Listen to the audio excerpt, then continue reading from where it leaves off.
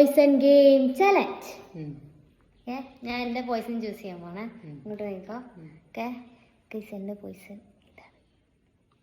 Okay, ഇനി അടുത്ത ഞാൻ എൻ്റെതാണ്.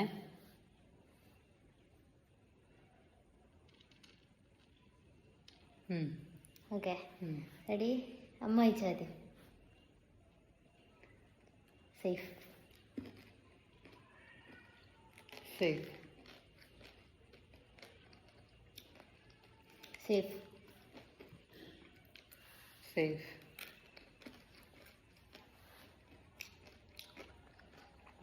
Safe safe safe